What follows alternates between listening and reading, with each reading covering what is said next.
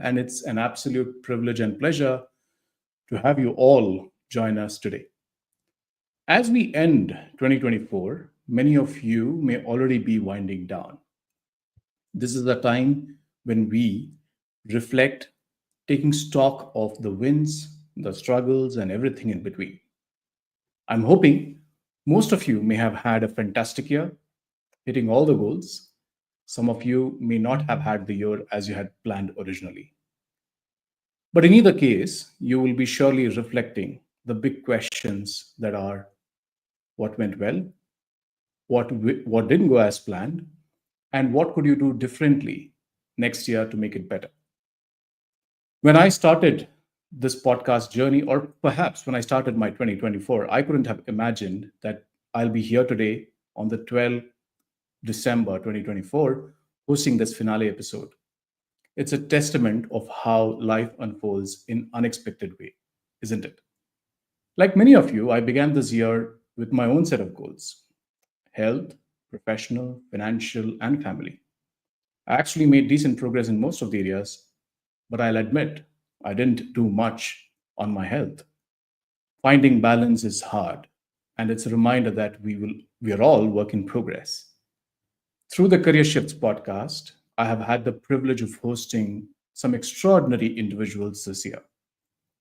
They've shared their victories, they've shared their vulnerable moments, their struggles, and the lessons they have learned along the way.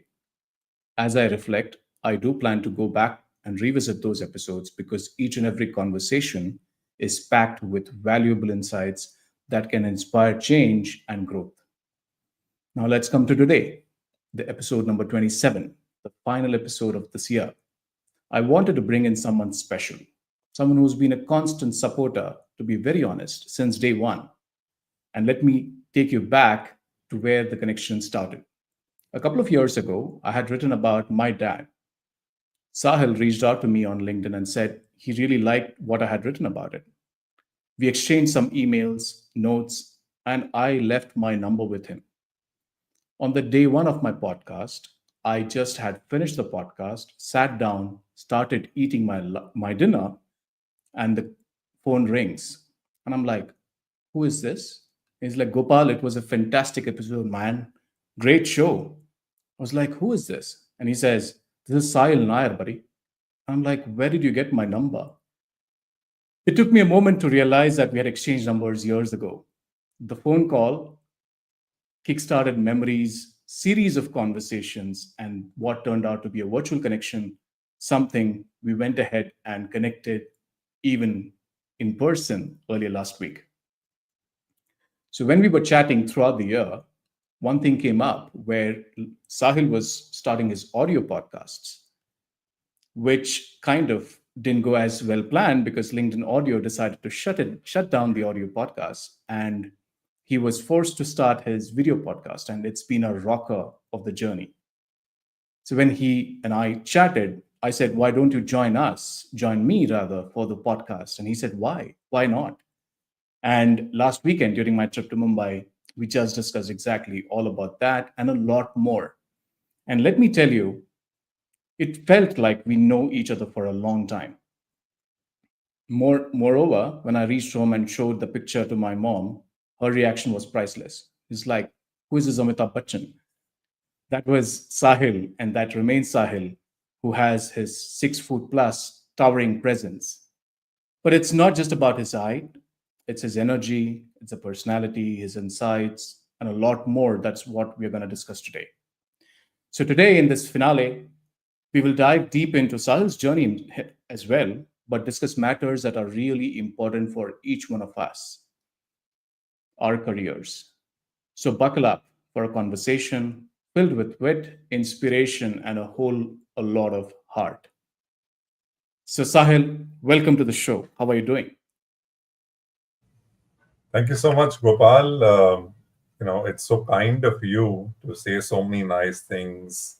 It feels very nostalgic that going back to the post that you wrote about your dad, and that touched a chord. And I said, while I was following your work, many a times you wait for that moment where something clicks with you, something resonates. And from there to career shifts, I've seen your journey, and I must say it's an honor and privilege to be with you this evening, having a conversation with you. So thank you for having me over. Absolutely. Pleasure is all mine. And I would say it's been a great journey so far, looking at what all you have accomplished. And we spoke about that. Similar journeys of having spent a large part of our careers in professional services firms and a lot more commonalities in terms of how careers happen there. So we'll talk all about that in just a bit. But let's get into a bit about you. Um, if someone goes to your LinkedIn profile, he sees a lot about who you are as a person.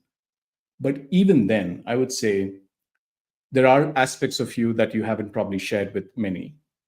So if you were to introduce yourself to the guests that is who are listening in today, what would your intro be?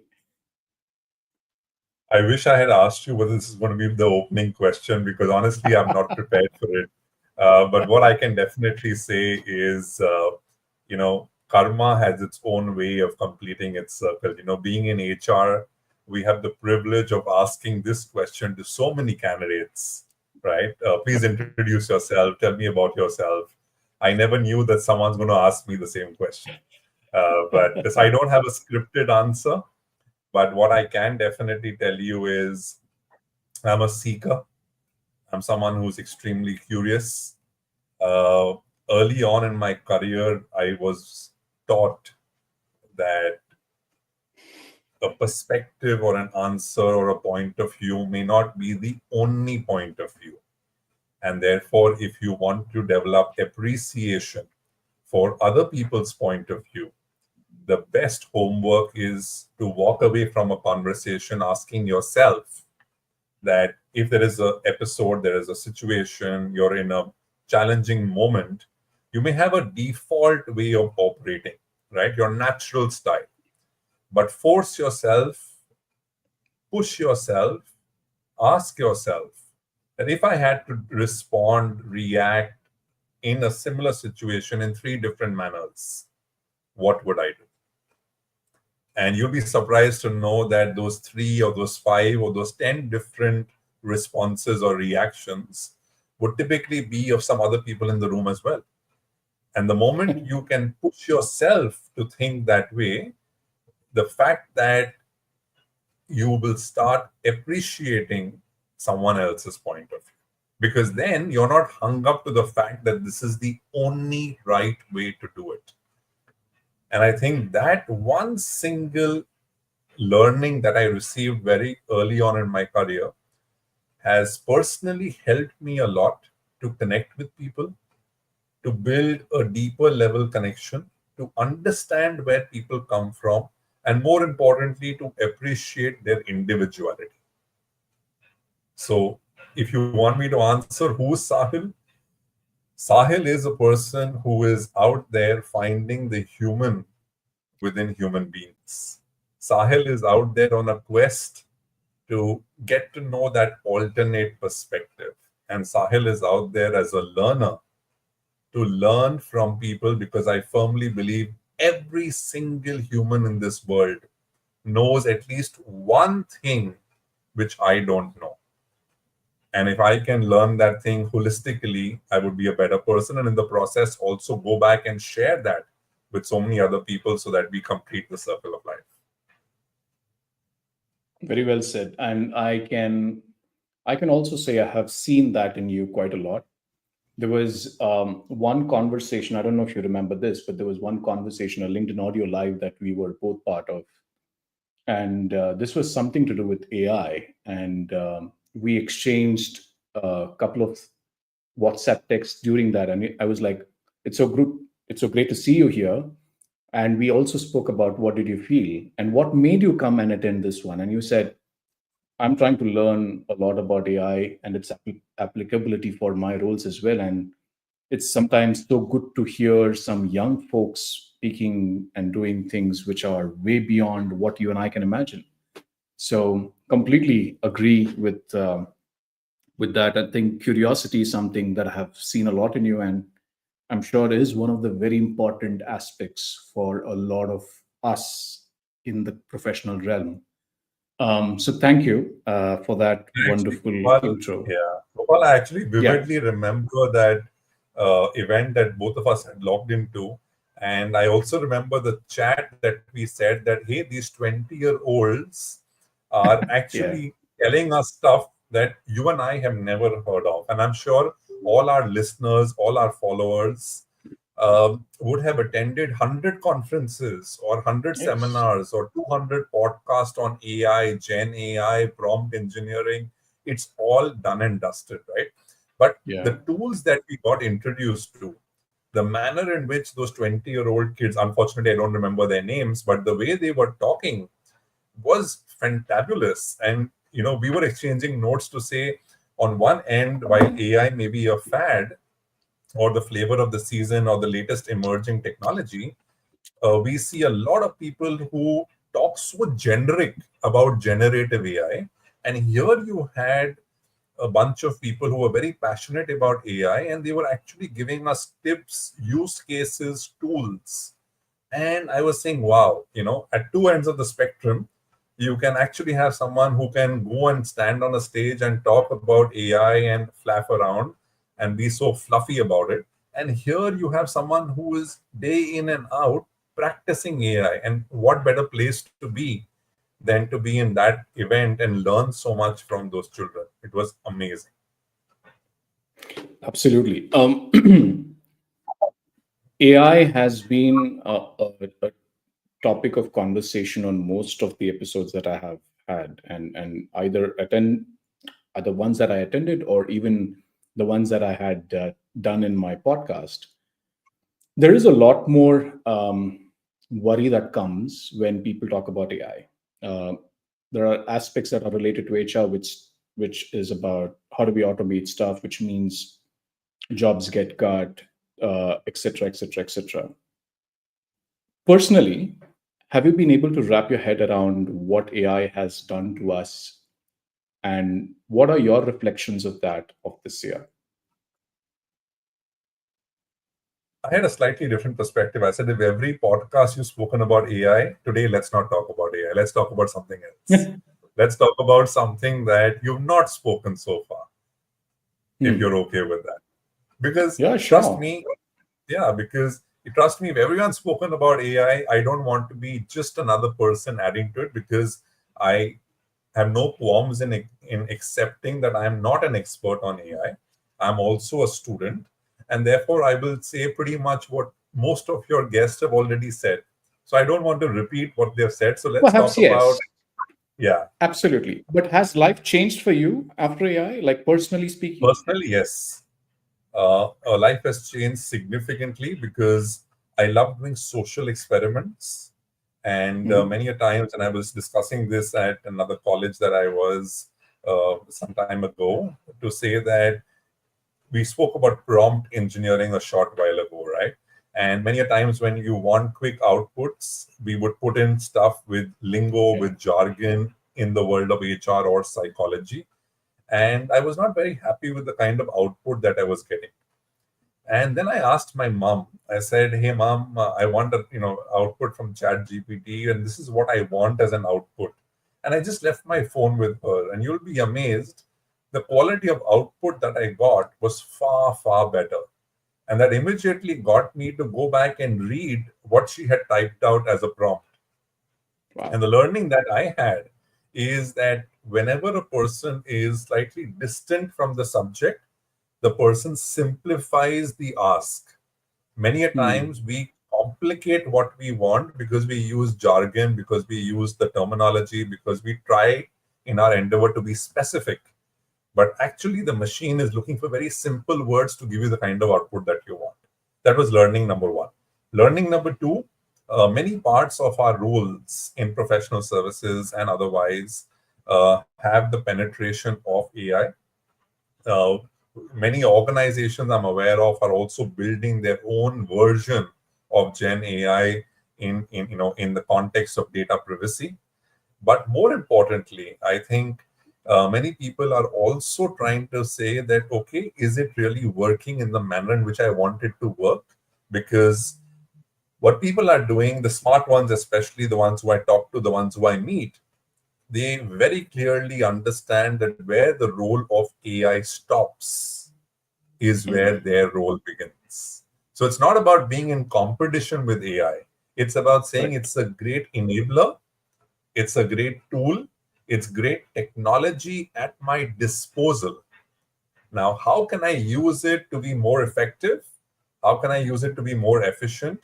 And at the end of the day, I give you a use case, right? There is no replacement to a face to face interview, is what I very firmly believe.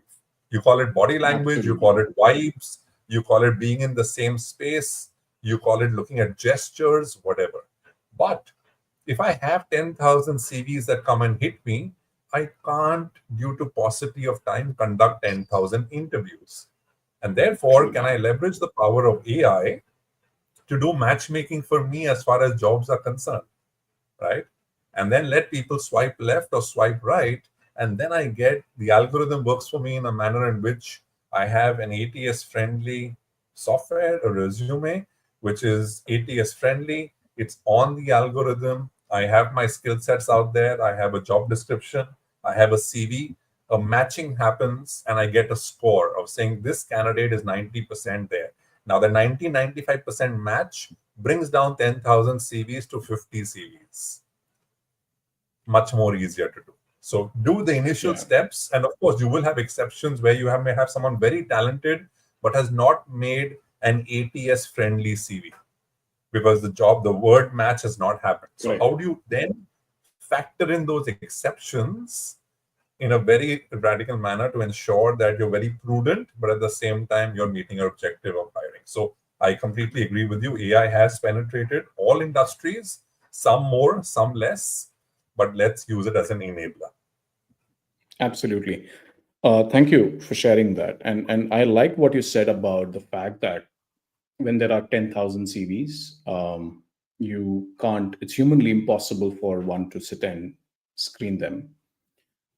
It also reflects the fact that one, we are living in a world where there is abundance, and you often look for choices in, let's say, if you want to buy a mobile, if you want to buy anything, you go and search on any social media platform or e-commerce platform, you will get choices that are abundant in nature. Today, even on LinkedIn and many other social media, there are a lot of people who are doing podcasts as well. So clearly, there is no dearth of choices. There are ways that you can still succeed and thrive. But in this world of abundance, there is also chaos. There is also clutter. There is also challenge in you being able to find the right one for yourself. How do you go about, like, what can people, and since my show is more about careers, individuals, what can they do? What can people do to find clarity in chaos? I think that's a beautiful question. Finding clarity in chaos starts with self awareness. Mm. Are you clear what you want? Right? I'm not preaching to the choir, but all I'm saying is that when you are scrolling the Insta reels or the YouTube shots of the world, are you very clear that the 30 minutes that you spend, and today we have phones that give us analytics of how much time you spent on which app, Yeah. right?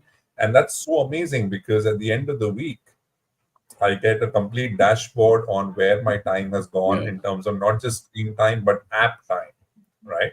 Yeah.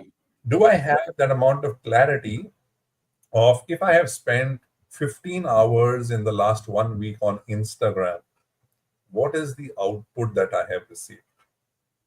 And if I haven't received an output, is it meaningless? And I think once you have that level of self awareness and clarity, you will better be able to navigate and meander through the chaos. Otherwise, you become the chaos Mm. because all you're doing is feeding someone else's circular economy. Mm. That's all that you're doing. Very, very similar to careers as well. I think today I have a lot of people who reach out to me for career advice, officially, informally, and they want to move into different jobs, they want to move into different sectors, they want to try out different things, which is amazing on one end of the spectrum because generations earlier, pivoting was very difficult. Yeah. People would not take bets on people as much as someone is willing to take a bet on you today, right? Today, are you able to see the so many PR stunts that are happening to garner eyeballs versus what is genuinely a job request or requisition? And number three, if this is a genuine job request, in less than 200 words, are you able to articulate your value proposition rather than saying, I have a standard CV and let my CV do the talking? We've been talking about video CVs for so long. We've been talking about Yeah. elevator pitches for so long. But many people, I can tell you, significantly struggle to make a 60-second CV for a relevant role that they're applying. So And true. therefore, clarity is very important to say, I'm spending half an hour on Instagram, but I'm doing it for entertainment. Or I'm spending 1 hour on LinkedIn, but I have increased my followers. I have developed 10 new connections. And out of these 10 connections, in the beginning of 2024, hypothetically, I wanted to come on Career Shifts podcast. I'm in December 2024. I've finally made it, right? Whatever may be your goal, as long Yeah. as you are very clear about it and therefore spending that time. I'm not saying do it with an ulterior motive. I'm saying have clarity. Mm. Throughout the journey, you may be misled. At times, you may lose your path, which is absolutely okay as long as you course correct as you move along. So, three ways to cut through the chaos with clarity. Number one, self awareness. Number two, have an objective in mind and track results against the objective in terms of spending time, like we discussed. And number three, as you mentioned at the beginning of the podcast, reflections are very important. Today, Gopal started with 4 goals. He's done well on 3. On health, he's not done quite well. I'm sure in January, he's going to have a 3-month plan for at least prioritizing health as number one. Maybe he'll be successful, maybe he will not be. Time will tell us. But at least he has that clarity, which goes back to point number one. So these are the 3 points that I have. Wonderful. Sahil, as you were sharing your thoughts, I think one thing that kind of clearly came out was that the world of work has evolved quite a lot since the time when we started working. And the word work often was looked at as work is worship. That has changed.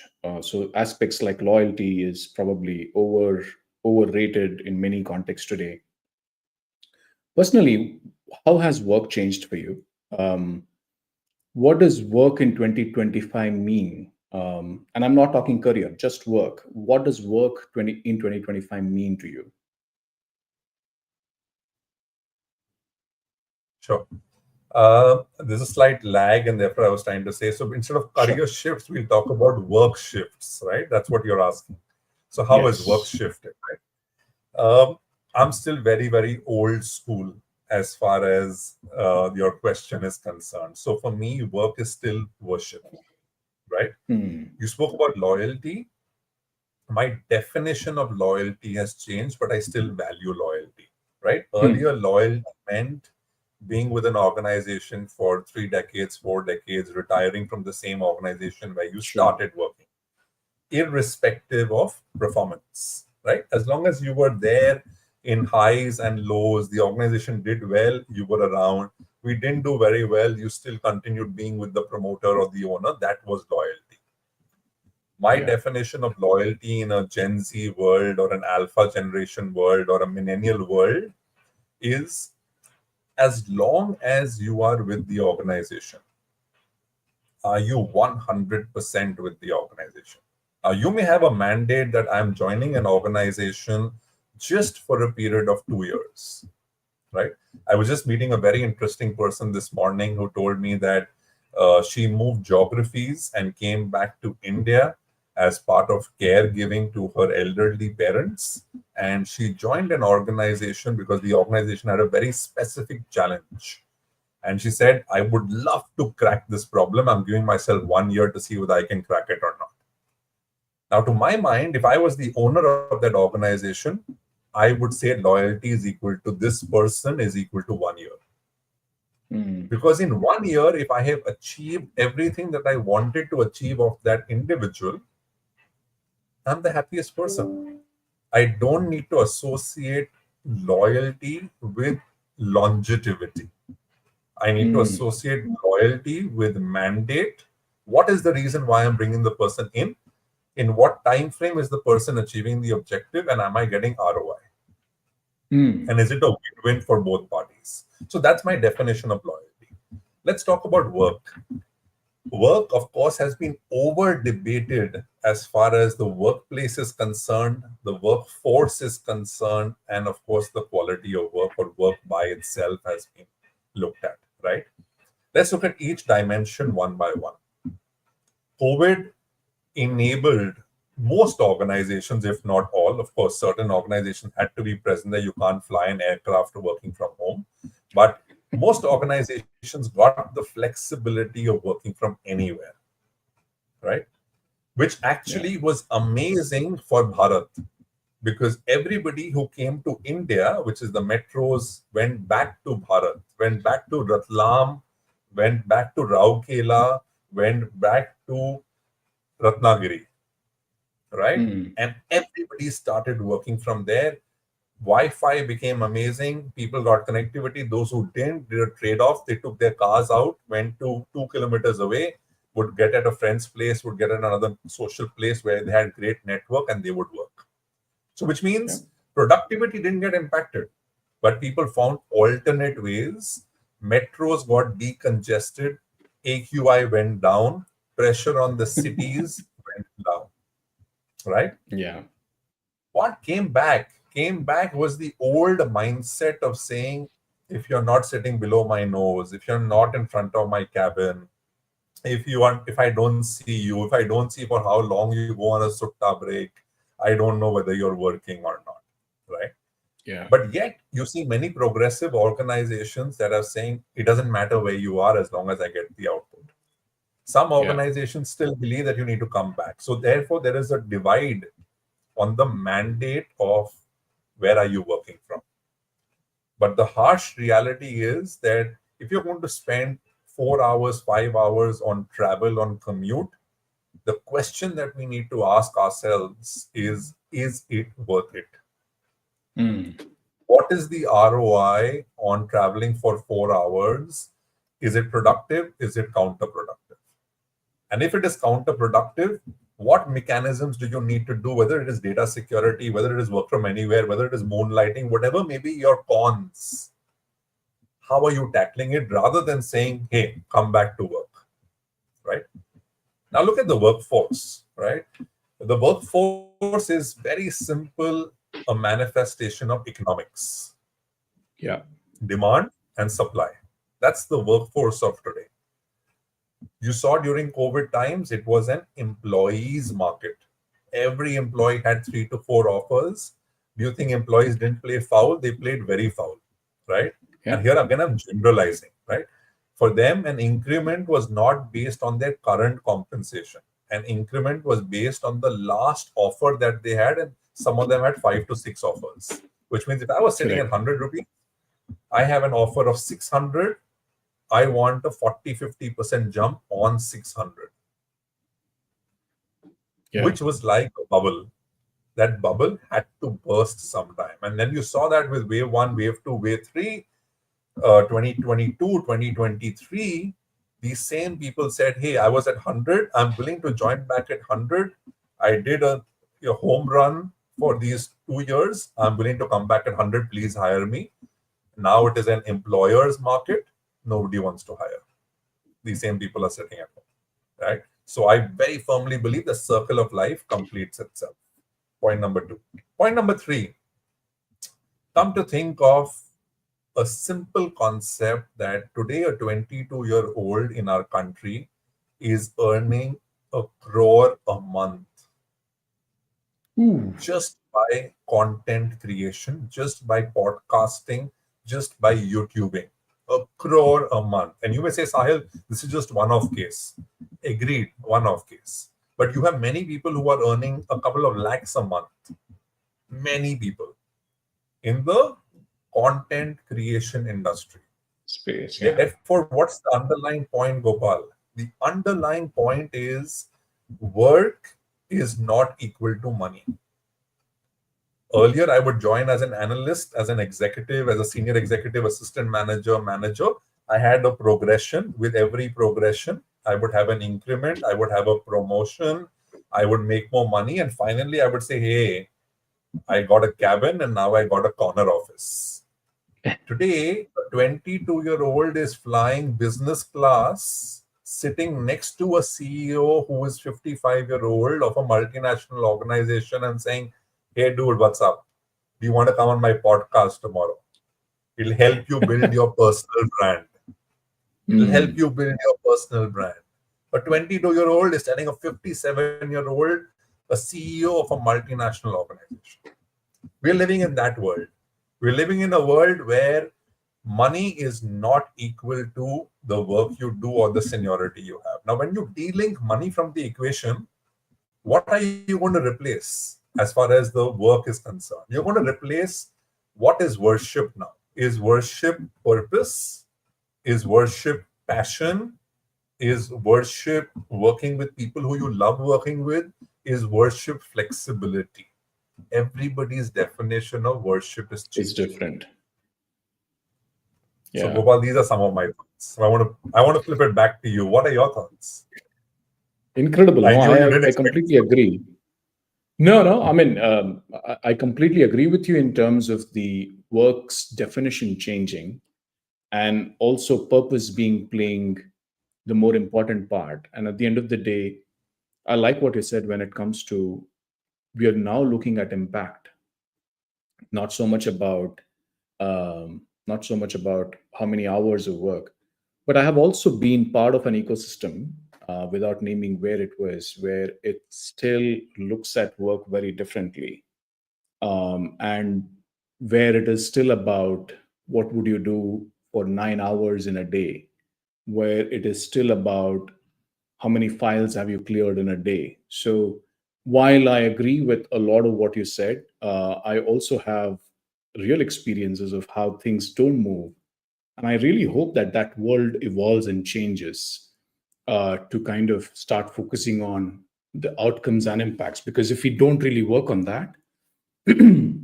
we as a nation would kind of find ourselves in a situation where there will be a lot of work and very few workers. Not because there is no liking for work, it's because we work will never find its way to workers, and workers would never find its way to work. And that's what is happening as we see and as we speak as well. So, yeah, fingers crossed on that one. Um, No, that's very true. And thank you for sharing that alternate perspective. You can still use the word workers now, but with the new act coming up, workers cannot be used as a word. But thank you, Gopal. I think thanks for sharing that alternate perspective because there are always two sides to the spectrum, right? And you're damn Absolutely. right that if you don't really work at it, you will have a challenge with the times to come. So Yeah. Yeah. Now let's talk about, a very interesting aspect of, the other word that keeps doing the rounds across all the conversations these days, and it almost seems like it's a fancy word, which is called a leader. Now, the definition of a leader has evolved, of course, over a period of several years. For me and a couple of others on who are chatting here, Prashant, Dr. Prashant Iyer, and Neha, thank you for joining in. We keep chatting about the fact that leaders are people like Abdul Kalam, who come with a specific vision, clarity, gravitas. And I'm sure we all have grown up watching leaders in our organizations. But in times like these, that word has lost its essence in many ways.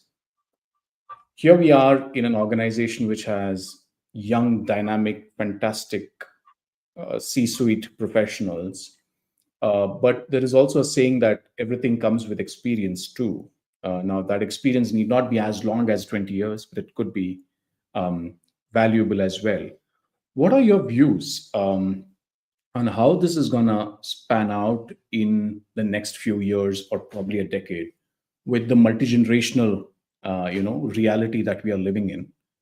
You are going to have leaders across, and you will have, like as you rightly said, you have a 22-year-old CEO and a 57-year-old CEO sitting next to each other and calling each other on their podcast. But the reality in many corporates is that it's a hard challenge to break. So in this situation, what do leaders need to do to reinvent themselves?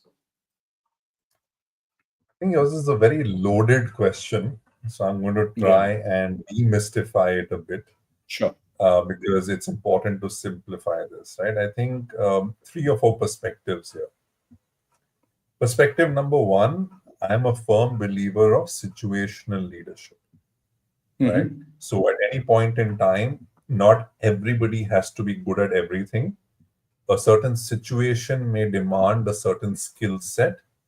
And while people with gray hair, and I'm getting a lot of them in the last couple of years, I don't know why, but so people with gray hair will definitely have seen more Diwalis than people who are in their 20s. So that's no taking away from that, right? But does it also mean that people who grayed their hair or have been out in the sun know more than what a guy sitting in a cafe, a 19-year-old jamming away knows? The answer is no. So a 19-year No. old can also know more than a 40, 50-year-old who has a lot of gray hair, right? So that's Yeah. the paradigm we are dealing with. Now, within this paradigm, is there mutual respect for each other to say Hmm. that in this situation, with this skill set, I think that it is going to be amazing for Yeah. this person to lead the team? Versus in this Yeah. situation, I think it is amazing for this person to lead the team. Now, this brings up Yeah. a big problem. And the big problem that this brings up is the problem of hierarchy. Is it easy Yeah. for people to deal with their insecurities? Is it easy for people to deal with their egos? Is it easy for people to go out there and tell the world that I am being led by a person who's just passed out from Harvard, or for that matter, any school, and knows a lot more than me on this subject? So, are we able to even fathom, let alone go and pronounce it, right? And therefore, what's going to happen is you will see that gone are the days. And in fact, I just saw, Nia's comment on people filling timesheets as well, right? Or people actually doing a swipe in and a swipe out, and attendance being measured on biometrics. Or a lot of organizations today are doing geotagging if you're going to be on the field to say, tell me, did you go to this person's place? Did you go there? Did you do that? Right? Yeah. Now, how much of India Inc. is going to work on trust as a factor, and how much of it is going to work on monitoring? Because Hmm. this is also going to significantly impact. See, today, a lot of people are stuck in the what I call not the rat race, but the rut race. Right? It's the rut to say, अभी शादी करनी है, अभी एक EMI लेना है, अभी EMI को पे करना है, और वो किस्तें देते देते देते आपकी पूरी जिंदगी निकल जाती है, right? So when you get stuck in that rut, when you get stuck so Hmm. badly in that rut, even though you may want to escape it and live a better quality life, a free life, something on your own, today there are so many people who put their hands up saying, I don't want a 6, 7 digit salary. I'm okay with a decent salary, which makes my job fine, but I want to enjoy my life. I want to have a better quality life. And therefore, the question of leadership, to my mind, is to do with authentic leadership and situational leadership, right? As long as you can play that out, you will see that the world will become a better place. corporate India will become a place where people will enjoy their work a lot more because they will get to taste leadership a lot more earlier on rather than waiting for that CXO title or that certain level of seniority before they start tasting leadership. And leadership doesn't need to be a word that we call as sacrosanct. I think leadership could be leadership in the moment as well. It could be based on a function as well. It could be based on a skill set as well. Today, Gopal, imagine, right? I've been doing audio podcasts, you spoke about it, and I had never done a video podcast. In 15 minutes, I learned so much from you. So for me, for my first video podcast, Gopal Iyer was the one who taught me in 15 minutes, Sahil, these are the four things you need to look at. Very simple, no rocket science, but look at this comments, look at this. There's a private chat. This is how you can connect your YouTube. This is how you can connect your LinkedIn. In that moment, Gopal, for me, you were a leader because you taught me something I didn't know. You helped me navigate in the last minute because LinkedIn pulled off their audio events. I had to navigate, I had to move to a video event, and you helped me out. So any person who helps open doors is a leader. It's as simple as that. Yeah, yeah. No, incredible. And I think as I reflect on, I like what you said about being situational and authentic. Um, Two of them are often, I feel, grossly limited in terms of how people use. Authenticity is a rare virtue, and situational leadership requires you being mindful as well. And a lot of people are so busy in their busyness, it kind of makes it difficult to be situational leader too. But yeah, let's see how world evolves, and I'm sure gonna see a lot more of this evolve as times come. Yeah. I think Let's talk also about, Gopal, you spoke about the yeah, whole concept of being busy, right? I think that's a very good point that you raised. yeah, Gone are the days where you could um, pretend being busy because being busy is no longer equal to being productive. And yeah, organizations that are measuring output yeah, don't really factor in as much of the input. And therefore, you could be working an hour, 2 hours a day. But as long as you're getting the output, the question is, how are you utilizing the remaining couple of hours to either influence others, build new leaders, make a difference, so on and so forth, right? So I love the concept that you spoke about of being busy is not equal to being productive or creating value. agree, agree. We've heard this phrase called culture eats strategy for breakfast, which talks about the real importance of culture in every organization. So, while a lot of focus goes into building cultures, I personally believe that every individual who works in an organization also is equally responsible for building that culture. What are some of the, I would say, if you have a point of view on that, of what someone getting into an organization could do uh, to improve the organizational culture? Do you have any views on whether it could be someone joining in new, it could be someone who is laterally moving from another organization as well? Sure. So, 3 points here once again. First point is every organization has a culture, which is basically, to my mind, a set of behaviors, right? It has to boil down to behaviors. On behaviors, what you generally see is what is acceptable and what is not acceptable. And the third most important point is what do you do with people who display non acceptable behaviors? Mm, Because if you don't do anything with them, then the whole attitude and the culture becomes chalta hai attitude, right? I Many a love it. times we see this in micro cultures that are part of an organization. Many a times we see this with powerful people who override or allow such cultures to exist.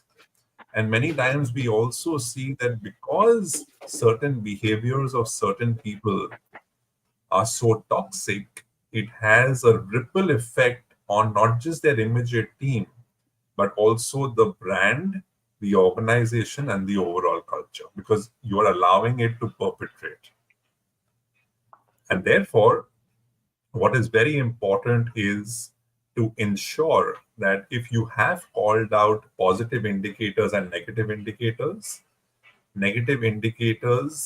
you can't be a watchdog as HR. You can't be a moral police. That's not your job. But what is important is that even if the lowest person in the entire rung, or the highest person, or the weakest person, or the strongest person observes a negative behavior and you see it happening repeatedly, is there a psychologically safe space in that organization where a person can go and report it without the fear of any consequences? And if that happens, you will realize that people will not even need to report it over a period of time. Because if there is great Mm. trust, I can simply walk up to you and say, "Hey, Gopal, at that office party, you passed this really sad joke, and honestly, I didn't like it." Right? It may have been fun. You may have been a couple of drinks down. I may have been a couple of drinks down. But Gopal, I don't appreciate it. Next time, please don't do it. And that so-called conflict ends there itself. But if I am not even comfortable talking to you, I'm going to first go and bitch about you to five people.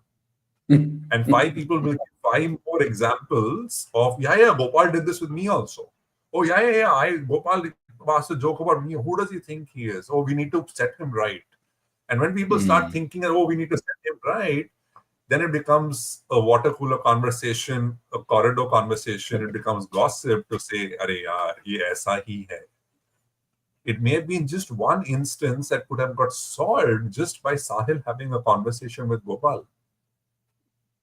But it snowballs into something Mm. because that's the culture that I am creating as an individual. And when that culture as an individual goes to a team level and it is not corrected, then it gets to an organization level. So therefore, it's very, very Beautiful. important to have negative indicators and to call them out. Yeah. Wonderful. And I think that's what makes it even more important. And unfortunately, also we have reached a stage where having a great culture is almost seems like a luxury, but it's a necessity. Um, Sahil, coming to a very common favorite topic of us, one that connects us, the topic of HR. So while the world has moved as fast as it has, I was talking to Dr. TV Rao a couple of weeks ago on the 25th episode. He's, of course, seen it all as how things have evolved from how HR was in the 70s to what it is today. Yet, HR, even today, has been, labeled in many other ways that it probably doesn't deserve it to be. Um, there is definitely scope for us to do more. But if there were to be an advice that you're giving to a young HR professional, what can one, two, or three things you can do differently to, set yourself up in your career? What would that be? I think I'll just restrict it to one, and hopefully this is Okay. powerful enough. And hopefully this is powerful enough. In many countries, they request you to serve the country before you go and start your life Mm, out, right? I mm, think that's the mm, simple advice that I would give any HR person. Please go and spend some time in business. It could be marketing, it could be finance, it could be sales, it could be whatever is your main line of business.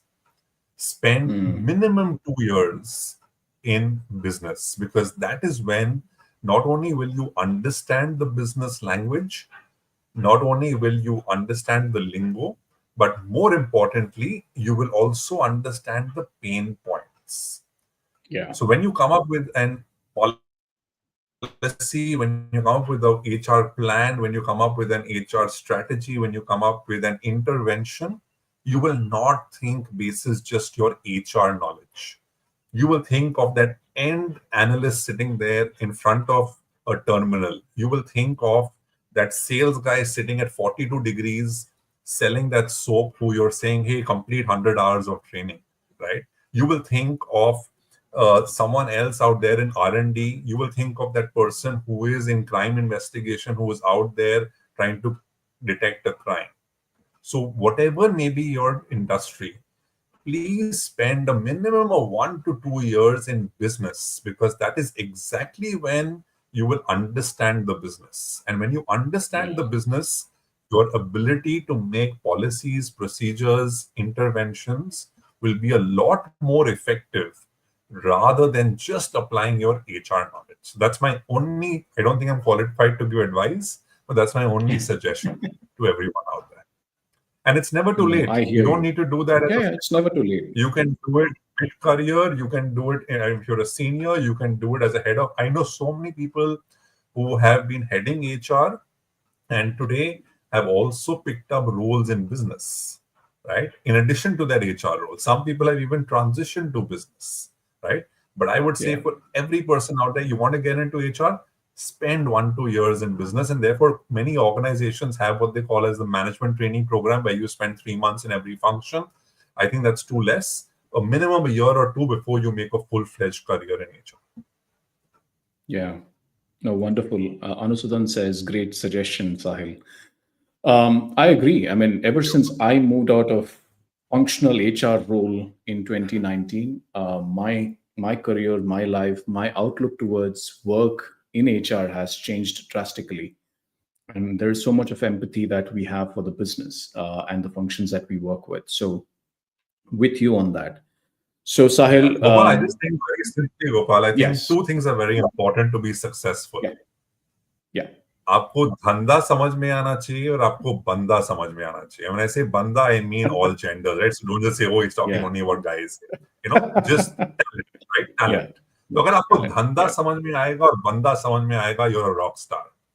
Now, many a yeah, times what happens with HR people, because they've done psychology or they've done HR or they understand the law of the land, आपको बंदा तो अच्छे से समझ में आ जाता है. You can hire someone very quickly, you can train the person, you can upskill the person, you mm, can get a great ESOP plan basis the life stage of the person. But आपको धंधा नहीं समझ में आ रहा है. तो अगर आप धंधा समझ जाओ और आप बंदा समझ जाओ, you will be a lethal combination for any organization as a super asset. wonderfully said. I don't think I could have done justice to that, what you just said. So, thank you on that part, Sahil. A last question, which is a personal reflection for you. What would Sahil do differently in 2025?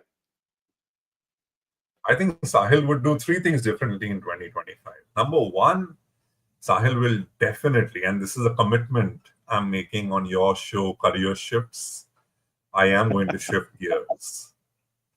I think it's Oh, time for Sahil to shift gears, right? I don't know about top drive or not, but I will definitely shift gears, right? wonderful. Second, I think Sahil will make an attempt to be a lot more genuine. I think that's very important, right? Mm, Many a times we say this, and the conviction with what you say, comes from a lot of, Sadhguru calls it inner engineering. I would just call it yeah, going with it, right? yeah. So I think if I can do that, I think I would be a more holistic person. And third, Mm, I say this many a times, but I think I need to also practice it a lot more, is a congruence or drawing a straight line between here, here, and here. What wow. you think, what you say, and what you feel. It's very beautiful to say it. आप क्या सोच रहे हो, आप क्या बोल रहे हो, और आप क्या महसूस कर रहे हो, वो एक चीज होना चाहिए. हम सब Mm, कभी ना कभी कोई ना कोई सिचुएशन में सोचते कुछ और हैं, बोलते कुछ और हैं, फील कुछ और करते हैं. करते कुछ. I'm going to try my best. I'm just going to try my best to reduce this gap. I don't think I've been very successful in 2024 to reduce this gap. So 2025 is going to be about reducing this gap. Wonderful. You reminded me of the dialogue from Agnipath. आदमी बोलता कुछ है, सोचता कुछ है और करता कुछ है. So goes back to the towering personality of Sahil. Quickly, a quick rapid fire. If Sahil had an option to choose between mountain and beaches, what would Sahil choose? Mountains, hands down. And which one to be specific? Oh, I think India is so beautiful, incredible India, and I think if you've not done it, please do the Manali Leh Highway. It is one of the best roads I have ever been on. You will get a cold desert, you'll get mountains, you will get, you name it. And I think that road is so beautiful. It just humbles you in ways beyond measure, right? It just helps you realize that nature is so powerful. And anytime that you think that the world exists because of you, trust me, get onto a motorbike and get onto that road. And when you hit Magnetic Hill and when you hit Khardungla Pass and when you go to all parts of Nubra Valley and travel all across Pangong Lake, you will realize that we are just a speck in the ocean. Absolutely. Absolutely. One word that describes you.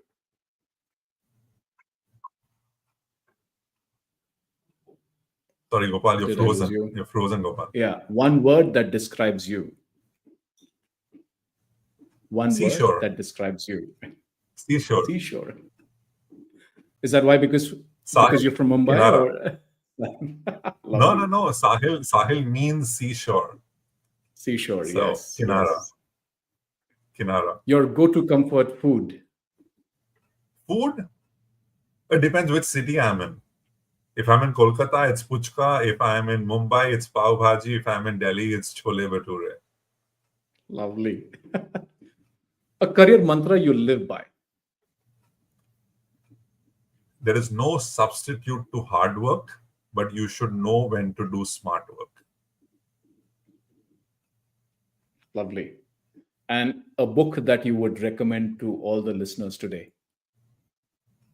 I think I've just an hour before this podcast, I just got back home, and a very close friend of mine, Sundar, sent me a book that he's written along with a co-author of his called Head Start. And I was just browsing through the broad topics, and I think it was very, very well written. And for everybody out there who has just started their career or mid-career and wants to know more about their career, I haven't read the entire book; it's just come an hour ago. But the topics that I've read in the index sound very, very fascinating. So I would recommend that as my latest read, Head Start. Lovely, lovely. Sundar and I had spoken, and we'll see if I can get him on the podcast soon. So both Vivek You and should. Sundar, You should. Yeah, definitely. Absolutely. I think Vivek it's a and very Sundar, relevant yes. topic. Yeah, relevant Yeah. topic, and very, very well aligns with what we are here doing as well. So lovely, Sahil. Thank you for joining. Really appreciate you taking the time, and sharing your perspectives. I love the conversation. Any parting thoughts that you have for the listeners today? I think everybody out there, 1st of January is a very beautiful day. 31st, we make a lot of promises. On the 1st, we try and implement some of them. On the 2nd, we forget them. My only request would be pick up just one thing. You don't need to make a list of 20 New Year resolutions. Pick up just one thing. And I said 3 today. Maybe I will also just pick up one. But if we can pick up one and do it so rock solid well, imagine if Gopal and I just met and we were competing that my stomach is bigger than his stomach and we were doing all of that. But imagine if Gopal had to pick up just his health. And if you saw him on career shifts in December 2025 as a lean, mean machine, that would be the biggest happiness that I would ever experience, saying Gopal said something and Gopal did it, right? And I think each one of us, everyone knows their own story, but if all of us can pick up just one thing that really matters the most to us, and if we do it, it's not about showing the world, it's about your own self. And I think pick Yeah. up one thing, but do it so rock solid well, with consistency, with dedication, with passion. And I'm sure that will be very, very fulfilling for each one of you. Lovely. We all need accountability partners. So now that you have said that, let's I'm compete. going to call you. I'm going to call you every week. I'm going to call you. Send me a picture of the weighing scale. Let's do it. Let's do it. Lovely, Sahil. Really appreciate you taking the time. And to all of you who are joining live and listening to us talk, and people who are going to listen to this later through other channels, thank you. Thank you for being part of this incredible journey, not just today, but throughout the year. Whether you have been with us since episode one or you've joined us just today, your presence, support, engagement has shaped Career Shifts podcast into what it is today, which is a space for connection, inspiration, and meaningful conversations. As we wind down the year this time, it's a moment for reflection. 2024 for sure has been year of challenges, growth as well, and unexpected surprises. For me, I've had some amazing experiences of speaking to wonderful guests on my podcast, but it also has been year of personal losses. Something that doesn't come a lot easy or doesn't become easy for a lot of people. Each conversation for me, even then, has been a privilege, a chance to learn from extraordinary journeys, and including today's episode with Sahil. Now it's time to pause, recharge, and take stock. I'll be taking some time off. And as we close the year out, I'll return in 2025 with newer guests, fresher perspectives, and emerging themes that resonate with all of us.